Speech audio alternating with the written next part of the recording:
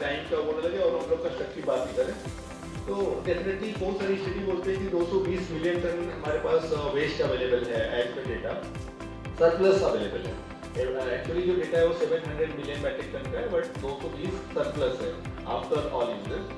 अब इसमें सबसे बड़ा चैलेंज है एग्रीगेशन का, स्टोरेज का चैलेंज है क्योंकि इतना ज़्यादा लो डेंसिटी फ्लूइड होता है, 100-120 kg पर मीटर क्यूब होता है, तो उसको आपको अप्रॉक्सीमेटली 1 एकड़ में 1000 मैट्रिक टन आप रख सकते हैं जो रफ फिगर्स है, प्लस माइनस 20% हो सकता है। अभी मैकेनाइजेशन बहुत सारा होना बाकी है, मतलब आज जो हम बात करेंगे अमृत जी उस पार्ट को कवर करेंगे कि ऑटोमेटेड प्लांट कैसे चलते हैं। मैन पावर अवेलेबल ही नहीं है। हमारा प्लांट ऐसा होना चाहिए कि हमको एक भी आदमी न रहे तो हमारा प्लांट चले, तब वैसा प्लांट डिजाइन करने की थॉट हमको लेना चाहिए।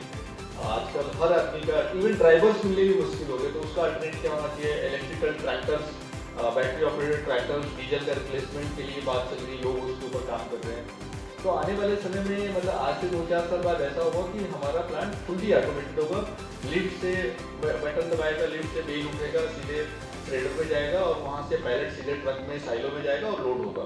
तो जैसे आउट ऑफ कंट्री जो जैसे प्लांट चलते हैं वैसे थॉट्स हमको इंडिया में लेके आने पड़ेंगे और वैसे इम्प्लीमेंट करने पड़ेंगे।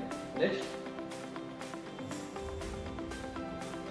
अब ये चैलेंजेस क्या क्या हैं, मतलब लैंड होल्डिंग बहुत स्कैटर्ड है। कोई भी हम बेलिंग की बात करते हैं तो पंजाब हरियाणा से उसको कंपेयर करते हैं, पंजाब हरियाणा में फ्लैट लैंड है, हमको डिफरेंट बायोमास के लिए डिफरेंट एग्रीगेशन मैकेनिज्म हमको अडॉप्ट करना पड़ेगा।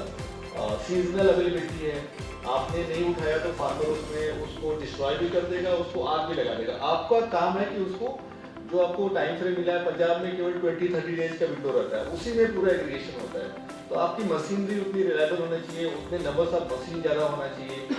अब चूंकि जो जहाँ पे भी नॉर्थ इंडिया में होता है हाईली उस विंटर का सीजन रहता है, तो ड्यू फॉग ये सारी चीज़ें रहती हैं, तो उससे भी मॉइस्चर बढ़ जाता है, सन का पेनिट्रेशन नहीं होता। तो जो मॉइस्चर वाला फ्यूल है वो हमारे लिए डायरेक्ट प्रोसेस है। अगर जो हमने मॉइस्चर दिया तो हमको जो प्रोडक्ट बेचना है या बनाना है उस पर हमको 10% पे डिलीवर करना है, तो वो सारा वो लॉसेस हमको कभी बिजनेस में पता नहीं चलते हैं। तो आपको वो अकाउंट फॉर करके चलना पड़ेगा कि आज मैं 25% मॉइस्चर का फ्यूल ले रहा हूँ, तो इसमें डेफिनेटली 10% तो मेरे मॉइस्चर लॉस, ग्राउंड लॉस होने वाले हैं। और थोड़ा इसमें ऑर्गेनाइज और भी जैसे ऑर्गेनाइज प्लेयर आ रहे हैं और भी इसमें इन्हांसमेंट होगा आगे चल के।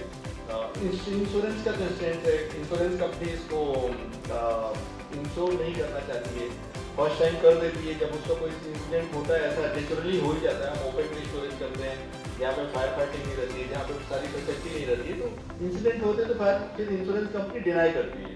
तो उसके लिए हम लोग काम कर रहे हैं गवर्नमेंट लेवल पे कि कैसे उनको इन्फोर्स किया जाए। हमारा बिजनेस है, इसको गवर्नमेंट एमएसएमई सुरक्षा पॉलिसी के नाम पे कवर करती है। अप टू 5 करोड़ का रॉ मटेरियल आप एमएसएमई सुरक्षा के नाम पे आप सिक्योर करा सकते हैं। ये सारे इंश्योरेंस कंपनी के लिए एज पर आरडीए उसके रेगुलेशन में लागू है। नेक्स्ट, एग्रीगेशन होता कैसे है, फॉर्म एग्रीकल्चर जो वेस्ट है वो फॉर्म में हम लोग कलेक्ट करते हैं, फिर उसका एक हम डिपो बनाते हैं, जो भी नियरेस्ट एरिया होता है उसको प्रोसेस करते हैं। प्रोसेस करने का मतलब उसको कटिंग करते हैं, थ्रेडिंग करते हैं, ड्राइंग करते हैं, जो भी रिक्वायरमेंट होती है, और फिर उसका पैलेटाइजेशन करते हैं और उसको एंड यूज में हम लेके जाते हैं। अब इसमें कैसे ये मॉडल और सस्टेनेबल होगा, हमको विलेज लेवल पे कलेक्शन सेंटर ग्राम पंचायत के माध्यम से बनाना पड़ेगा या गवर्नमेंट कुछ इनिशिएटिव बनाना पड़ेगा। वहाँ पे एक हमको एमएसपी तय करना पड़ेगा कि भाई कहीं पे तो पैडी स्टोर 4 रुपये केजी मिलता है, कहीं पे पैडी स्टोर 1 रुपये केजी मिलता है, तो वो एक मिनिमम बेंचमार्क प्राइस है 2-2.5 रुपये में हम विलेज वाले उसको रखें, उनके पास मशीनरी हो और हम एज अ बिजनेस में जाएँ और उनसे खरीद के लेके आए, पूरे साल की एश्योरिटी हो। ऐसा हमारा विजन है आगे चल के, कितना इम्प्लीमेंट होगा अभी नहीं बता सकते।